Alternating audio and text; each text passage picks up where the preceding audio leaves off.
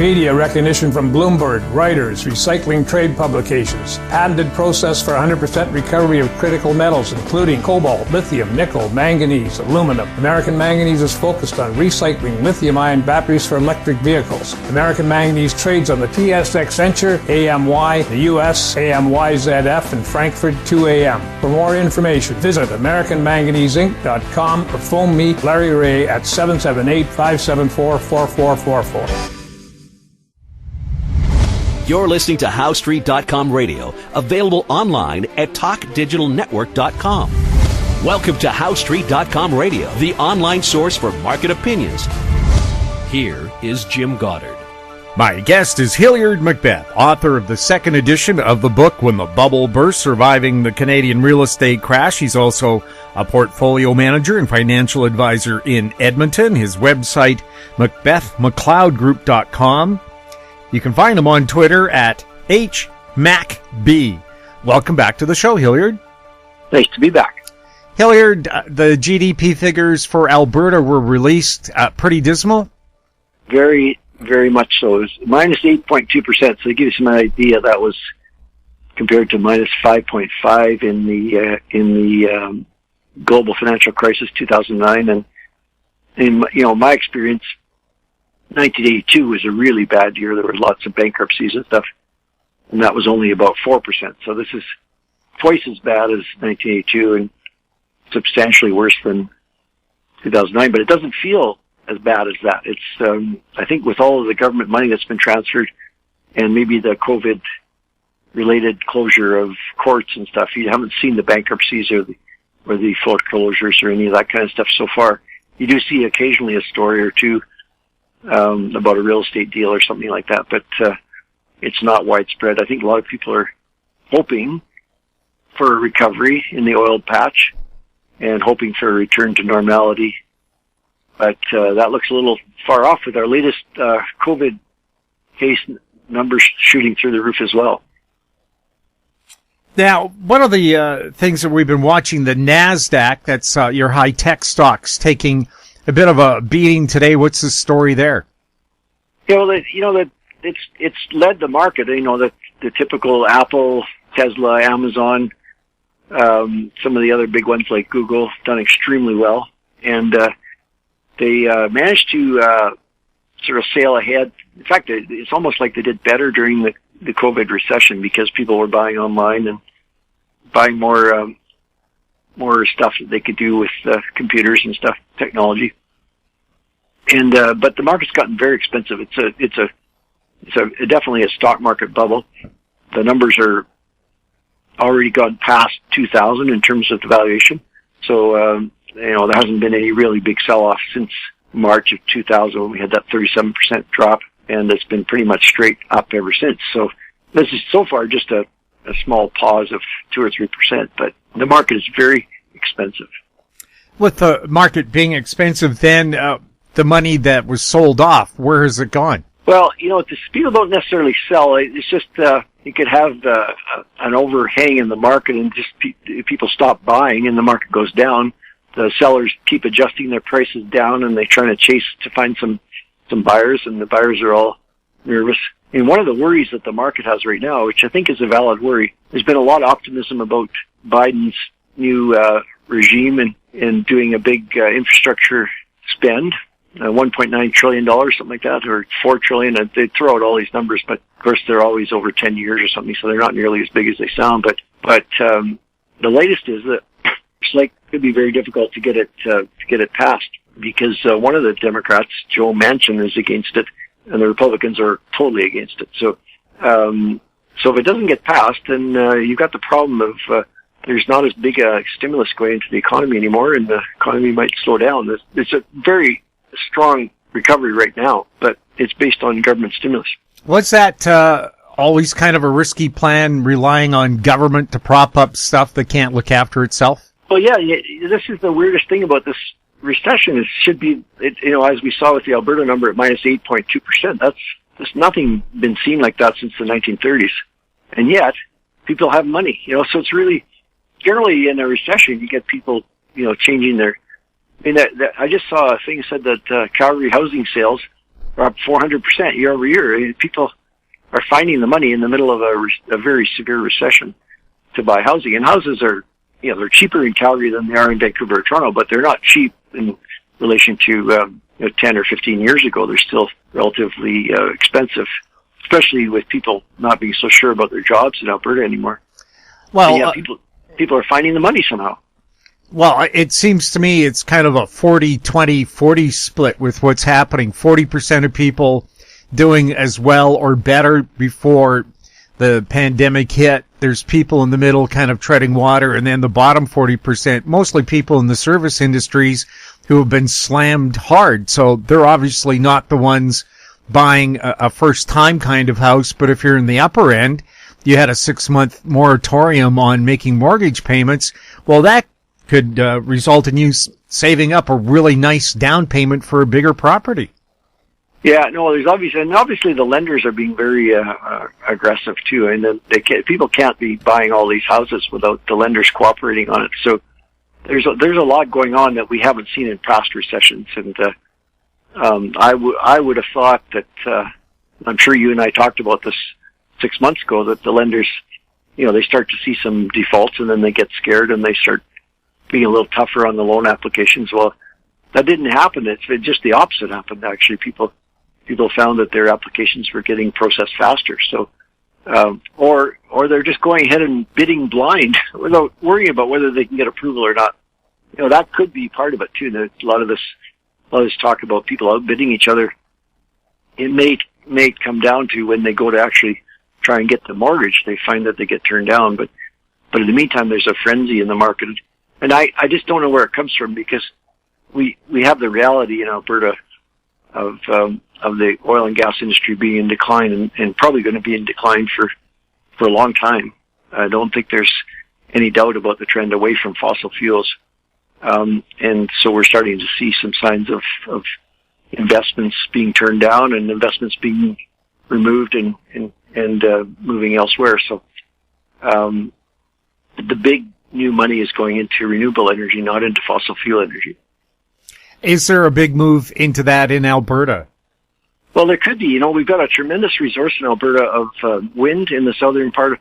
Actually, both major resources are in the southern part of Alberta, wind and solar, because in the northern part it's a little bit difficult in the winter because of the angle of the sun, but southern Alberta.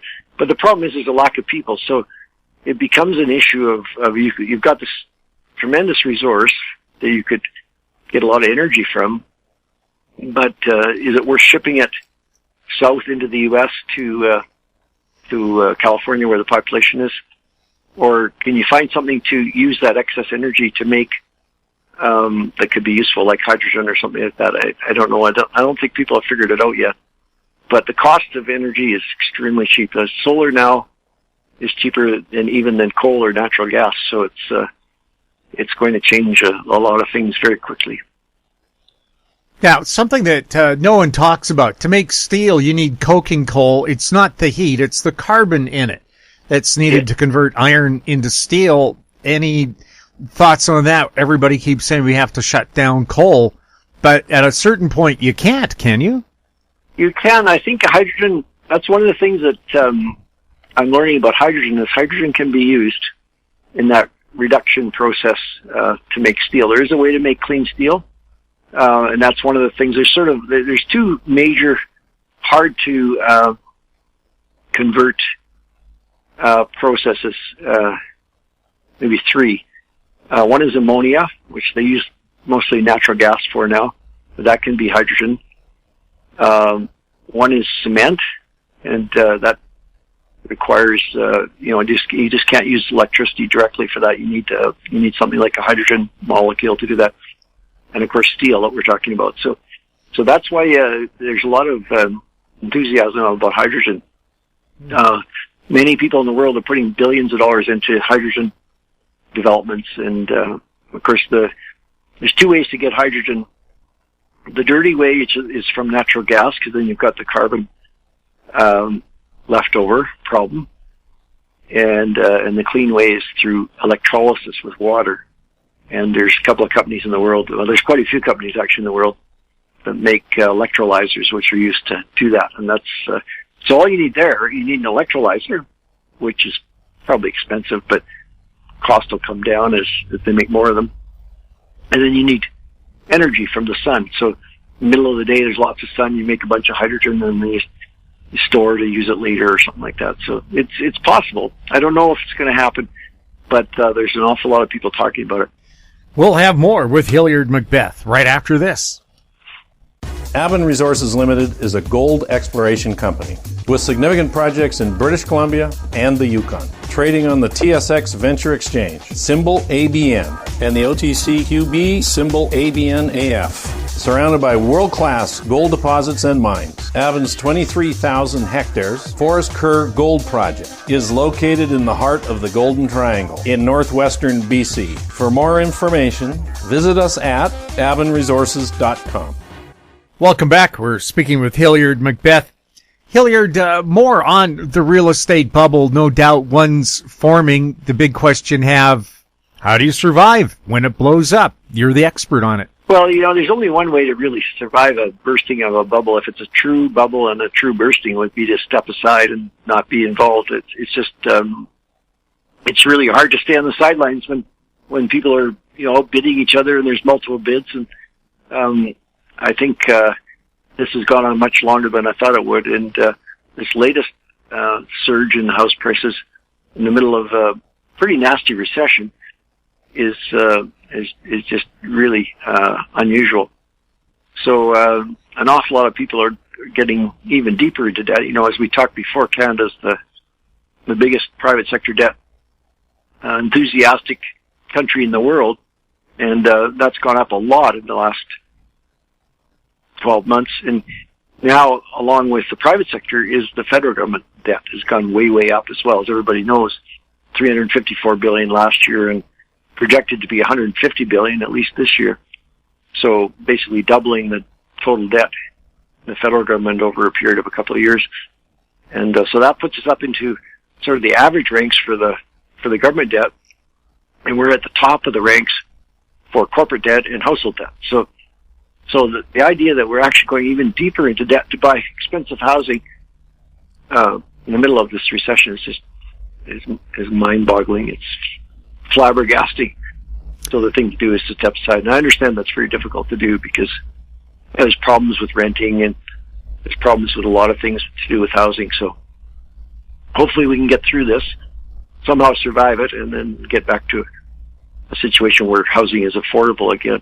Seems like it's been about 15 years since it's been affordable in Canada. Is there such a thing as affordable housing? And we know governments, every time they step in, they seem to make the problem worse. Is there anything a government can do apart from step aside and just let the cure for high prices be high prices? Well, I think that's right. I think the cure for high prices could be high prices. I mean, if a company wants to locate in Vancouver or even now in Calgary or Toronto and none of their employees can afford to live there without them having to pay double the wages they would have to pay, they'll just move to Texas or someplace. And house prices in Texas are still very reasonable. And one of the reasons is that taxes are really high there. So if you get a house, say a $200,000 house in Texas, U.S. dollars, it's quite a nice bungalow, and you get a nice piece of land with it and everything, but you might pay $4,000 in taxes. In Toronto, let's say in Vancouver, that house might cost $1.5 million, and you might pay 4% $4,000 in taxes for that as well. But it probably wouldn't even be as nice. So it's a crazy situation, and companies are moving to Texas like crazy. Like Tesla has moved there, SpaceX moved there, and a bunch of other companies have moved there. And we're not getting the companies moving to any part of Canada. We're not getting any. Maybe Vancouver a little bit in the tech sector, but really we're not getting that kind of attractiveness because we're just too expensive. So maybe that'll cure itself. If we get a lot of people moving here, prices will come down. I don't know how it's going to work out. Well, of course, we haven't had immigration over the past year because of all the restrictions on immigration. anybody coming into the country, except it seems people with variants come on in. Ottawa doesn't seem to be working too hard on that file. Or after they're all in, then they'll put a stop to the border. But they didn't stop the international flights that carried the disease in the first place. So that's something that people can debate in the future. But going ahead, what can we do to ensure that we have a healthy economy? Is there something you'd like to see? Well, I'd like to see cheaper house prices, and as you just said a minute ago, whether the government should step in or whether they should just let the bubble burst by itself, I'm not quite sure, but we don't have a healthy economy without cheaper living costs. And the living costs are way too high in Canada, and they have been for years. And so we're not getting the type of vitality in our economy that we need. And we've got a problem because we've got the auto business is shrinking, and the oil and gas business will soon be shrinking. So we have to move urgently to get something going. And it doesn't help that our house prices are so much higher than our neighbor to the south, because neighbor to the south has higher per capita income, better diversified economy, and a lot of other things going, a lot of innovation and a lot of new ventures in the tech field that we don't have. So it's a very competitive situation, and we are not keeping up. So we need to do something. I'm not quite sure what the answer is, but we shouldn't be complacent. We need to do something quickly. Well, I saw an article that said 45% of our high-tech grads are leaving the country because they don't have opportunities in Canada. It's very difficult. I mean, you could do stuff. You could now with work from home. You could live in southern Italy. I mean, there's places in southern Italy that'll sell you a home for $1 as long as you promise to renovate it over the next 5 years. They're a fairly modest amount of money, because they've got a lot of empty places. And I checked, and 38% of the homes in southern Italy have fiber optic cable so a good internet connection, which is really all you need. The other thing that southern Italy has, which I think people will start realizing, is they've got a lot of sun. So solar power is possible there. I don't think it's happened yet, but it'll start happening fairly quickly. So maybe it already has started to happen. But there's going to be a lot of different opportunities to do different things in parts of the world, and it isn't necessarily going to be like we've benefited in Canada because we've had access to the certain kind of natural resources, including oil and gas. But that may not be a benefit in the future, so we need to try and figure out what we could capitalize on in the future. We do have a lot of copper and nickel and stuff like that, which will be used a lot in the electrification of the economy. So it's not all bad news. There's some very good news in there as well, but we just need to move more quickly. We'll have more with HIlliard MacBeth right after this. Engineer Gold Mines is focused on the exploration and development of the historic high-grade Engineer Gold Mine situated 32 kilometers southwest of Atlan, British Columbia. Engineer Gold Mines is fully permitted for surface and underground exploration with the drill program now underway. Engineer Gold Mines Limited trades on the TSX Venture Exchange, symbol EAU. For more information, please visit us at engineergoldmines.com. Don't miss out. Stay informed. Receive the HowStreet.com weekly recap with thought-provoking podcasts, radio, and articles delivered to your inbox. Sign up for the HowStreet.com weekly recap on our homepage at HowStreet.com. Welcome back. We're speaking with HIlliard MacBeth.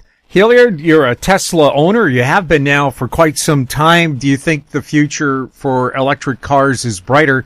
I'm now seeing more different brands of electric vehicles here on the streets of Vancouver. Yeah, every major manufacturer. So I've been, it's 5 years now, it's 5 years in March, so 5 years plus 2 months, I guess, and I really haven't spent a nickel or a dime on maintenance and very little on fuel, form of electricity. And the cost when I got in was high, but the cost has come down a lot. And now Volkswagen has a couple of new offerings. Renault's got one of the most popular. I don't know what that looks like. I think it's called ZOE.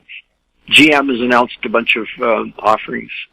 Ford has a Mustang Mach-E now, and but it's going to disrupt a lot of things because I have heard about people going to GM and Ford trying to get an electric car, and of course, the dealer would rather sell you a gas car because there's going to be more maintenance sales on that than there isn't going to be any maintenance sales on the electric car. So you have to be kind of determined to get an electric car from those guys. But it's eventually going to happen. It's going to have a big impact on the oil and gas business, have a big impact on the car dealership business, and a lot of other things.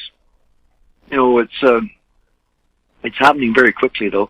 And there's a company in Quebec called Lion Electric, which makes buses as well, and that seems like a really easy switch over to do, because they only, school buses only operate for 5 or 6 hours a day, so they've got lots of time to be charged. So there's a lot of pickup and delivery trucks that can be converted. Highway trucks are a little different. That's going to be a little bit more difficult, but there's lots of opportunity to switch over from the older fossil fuel version. And of course, in Vancouver, Harbour Air is experimenting with an electric plane because most of their flights are short haul, half an hour, 45 minutes. Yeah, the long haul flights are going to be tougher. In fact, I'm thinking that I was very skeptical of hydrogen, but when I read about it more, I'm thinking maybe there might be a role for hydrogen in longer haul flights. People have to forget about the Hindenburg, I guess, but maybe there's a way to do it. And because the problem with the electricity is you can't make a battery big enough that'll be light enough for the plane to fly in the air if it's got enough energy to get all the way across the Atlantic. So they might have to try something else. But I think there's so many people now. The trillions of dollars that are being spent is there's a tipping point been reached where it's unstoppable. And one of the things is when so many people start building these things, start doing it, the costs come down. Like 20 years ago, solar was probably 90 times more expensive than it is today. It's come down so much just because people started making solar panels. And the same with wind, and not quite as dramatic in wind. And it'll happen with car batteries, and then maybe eventually it'll happen with the planes and things like that. So, right now hydrogen is very expensive, and but really it's a question of the learning curve. When people start to produce a lot more hydrogen, then the cost will come down. Well, I remember Arnold Schwarzenegger visiting Vancouver back when Gordon Campbell was the premier, and they were talking about the hydrogen highway. So far, not much progress on that, but it's possible.